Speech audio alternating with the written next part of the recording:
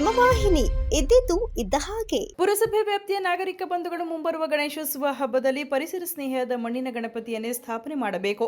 ಯಾವುದೇ ಕಾರಣಕ್ಕೂ ಪರಿಸರಕ್ಕೆ ಮಾರಕವಾದ ಪಿಒಪಿ ಗಣಪತಿಯನ್ನು ಸ್ಥಾಪಿಸಿದರೆ ಮಾರಾಟಗಾರ ಮತ್ತು ಸ್ಥಾಪನೆ ಮಾಡಿದ ವ್ಯಕ್ತಿಗಳ ವಿರುದ್ಧ ಪೊಲೀಸ್ ಠಾಣೆಯಲ್ಲಿ ದೂರು ದಾಖಲಿಸಬೇಕಾಗುತ್ತದೆ ಎಂದು ಖಡಕ್ ಎಚ್ಚರಿಕೆಯನ್ನ ಪುರಸಭೆ ಮುಖ್ಯಾಧಿಕಾರಿ ಶ್ರೀನಿವಾಸ್ ಅವರು ನೀಡಿದರು. ಪುರಸಭೆ ವ್ಯಾಪ್ತಿಯ ಸಾರ್ವಜನಿಕರಿಗೆ ಮನವಿ ಮಾಡೋದೇನೆಂದರೆ, ಮುಂದಿನ ತಿಂಗಳು ಸೆಪ್ಟೆಂಬರ್ 6-7ನೇ ತಾರೀಕಿನ ಬರುವ ಗೌರಿ ಗಣೇಶ ಹಬ್ಬದ ಪ್ರಯುಕ್ತ ಏನು ಗಣೇಶನ ಕೂರಿಸ್ತೀರಿ ಅದನ್ನು ಪ್ಲಾಸ್ಟರ್ ಆಫ್ ಪ್ಯಾರಿಸಲ್ಲಿ ಮಾಡಿರೋ ಗಣೇಶನ ಕೂರಿಸ್ದೇನೆ ಪರಿಸರ ಸ್ನೇಹಿಯಾಗಿರುವಂಥ ಮಣ್ಣಿನ ಗಣಪತಿನ ಕೂರಿಸೋದಕ್ಕೆ ಕೋರಿದೆ.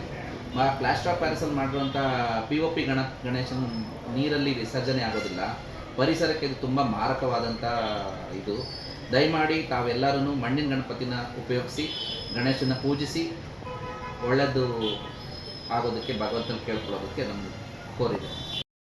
ಪರಿಸರಕ್ಕೆ ಮಾರಕವಾದ ಪಿಒಪಿ ಗಣಪತಿಯನ್ನು ತಡೆಗಟ್ಟಲು ಪುರಸಭೆ ವತಿಯಿಂದ ಒಂದು ತಂಡವನ್ನು ರಚನೆ ಮಾಡಿದ್ದು, ಮಾರಾಟಗಾರರು ಈ ಬಾರಿಯ ಮಣ್ಣಿನ ಗಣಪತಿಯನ್ನೇ ಮಾರಾಟ ಮಾಡಬೇಕಾಗುತ್ತದೆ ಹಾಗೂ ಸಾರ್ವಜನಿಕರು ಕೂಡ ಗಣಪತಿ ವಿಸರ್ಜನೆಗೆ ಪುರಸಭೆ ನಿಗದಿಪಡಿಸಿದ ಸ್ಥಳದಲ್ಲಿ ವಿಸರ್ಜನೆ ಮಾಡಬೇಕೆಂದು ಮನವಿ ಮಾಡಿಕೊಂಡರು.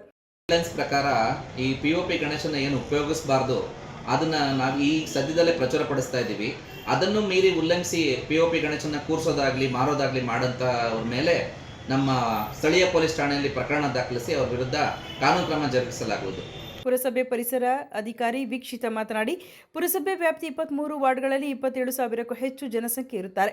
ಗೌರಿ ಗಣೇಶ ಹಬ್ಬದಂದು ಮಣ್ಣಿನ ಗಣಪತಿಯನ್ನೇ ಸ್ಥಾಪಿಸಿ ಪರಿಸರಕ್ಕೆ ಹಾನಿ ಮಾಡುವಂತಹ POP ಗಣಪತಿಯನ್ನು ಕಡ್ಡಾಯವಾಗಿ ತಿರಸ್ಕರಿಸಿ ಉತ್ತಮ ಪರಿಸರಕ್ಕೆ ಎಲ್ಲರ ಸಹಕಾರ ನೀಡೋಣ ಎಂದರು.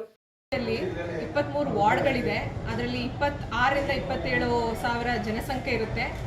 ಈಗ ಮುಂದಿನ ತಿಂಗಳು ಬರುವಂಥ 6-7ನೇ ತಾರೀಕು ಬರುವಂಥ ಗೌರಿ ಗಣೇಶ ಹಬ್ಬದಂದು ಪ್ರತಿಯೊಬ್ಬರು ಮನೆಯಲ್ಲಾಗಲಿ ಇಲ್ಲ ಒಂದು ವಾರ್ಡ್ಗಳಲ್ಲಾಗಲಿ ಗಣಪತಿಯನ್ನು ಕೂರಿಸೋವಂಥ ವ್ಯವಸ್ಥೆ ಇರುತ್ತೆ. ಆದರೆ ನಮ್ಮಲ್ಲಿ ಏನು ಮನವಿ ಅಂತ ನಾವೇನು ಮನವಿ ಮಾಡ್ಕೋತಾ ಇದ್ದೀವಿ ಅಂದರೆ, ಪ್ರತಿಯೊಬ್ಬರು ಮಣ್ಣಿನ ಗಣಪತಿ ಪರಿಸರ ಸ್ನೇಹಿ ಗಣಪತಿಯನ್ನು ಬಳಸಿ ಅದನ್ನು ಪೂಜಿಸಿ ಆರೈಸಿ ಆಮೇಲೆ ನೀರಿನಲ್ಲಿ ವಿಸರ್ಜನೆ ಮಾಡಿ.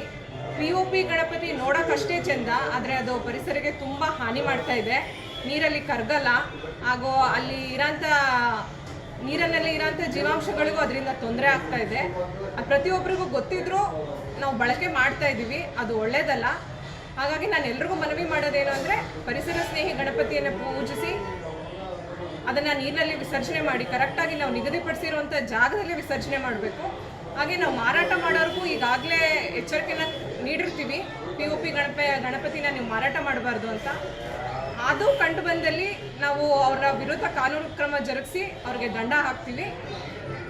ಪ್ರತಿಯೊಬ್ಬರು ಇದ್ರ ಬಗ್ಗೆ ಒಂದು ವಿವೇಚನೆ ಬಳಸ್ಕೋಬೇಕು ಅಂತ ನಾನು ಮನವಿ ಮಾಡ್ತೀನಿ. ಸುದ್ದಿ 3 ವಾಹಿನಿಯ ಹೆಚ್ಚಿನ ಮಾಹಿತಿಗಾಗಿ ಸಬ್ಸ್ಕ್ರೈಬ್ ಆಗಿ ಹಾಗೂ ಬೆಲ್ ಬಟನ್ ಒತ್ತಿ.